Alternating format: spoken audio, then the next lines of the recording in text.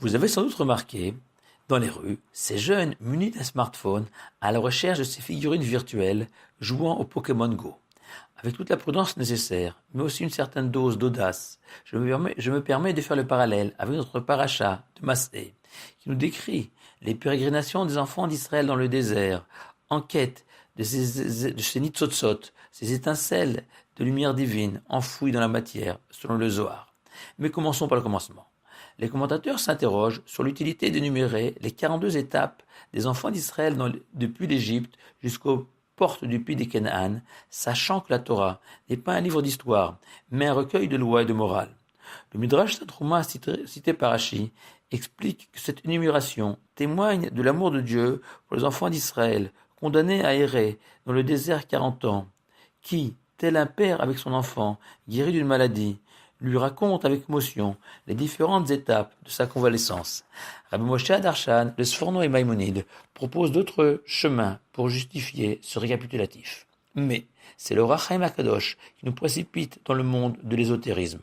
La Kabbale explique que le Tohu Bohu évoqué au début de la création du monde décrit une phase où la lumière divine était trop puissante pour la matière, et que tel un courant de 220 volts qui alimente une ampoule en supportant 50 la brise, ainsi la matière a explosé sous l'effet de l'éclat divin.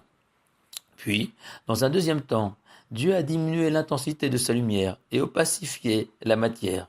Le résultat de ces deux phases est que dans le monde actuel, la matière renferme ces étincelles de lumière divine et que le seul moyen de les libérer consiste à sanctifier la matière avec la Torah et les mitzvot.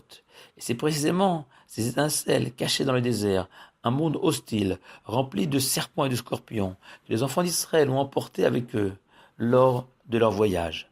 Et le nombre de 42 étapes est hautement symbolique dans cette perspective kabbalistique, car il correspond, selon le Shla Kadosh, au nom divin de 42 lettres qui apparaît en filigrane dans le récit de la création et dans la prière de Hana Bechoar, récitée tous les jours.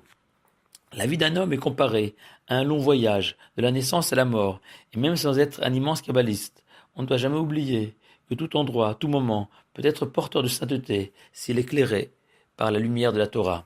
Les maximes des pères enseignent que celui qui marche en chemin seul et qui se laisse aller à de vaines pensées met son âme en péril.